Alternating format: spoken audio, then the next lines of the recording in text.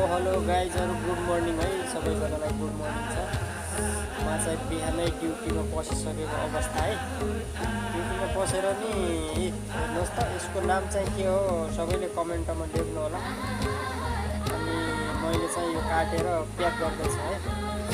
यसलाई चाहिँ के अरे वाटरमेलन भन्दो रहेछ। यहाँ चाहिँ अब हाम्रो नेपालतिर चाहिँ के खरबुजा है के भन्दो रहेछ भन्छ हैन।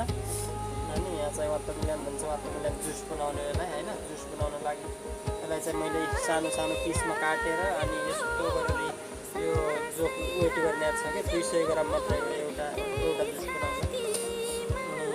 अनि यसरी प्लास्टिकमा प्याक गर्नुपर्छ हैन। अनि अर्डर आयो भने अनि झ्याम्मै यसलाई चाहिँ ब्लेन्डेड गराउने हो अनि झ्याम्मै दिने हो है गाइजहरु। अनि यस्तै भिडियोहरु हेर्नको लागि हजुरहरुले मलाई लाइक कमेन्ट सब्स्क्राइब पनि गरिदिनु होला र भिडियोलाई शेयर पनि गरिदिनु होला। ओके धन्यवाद।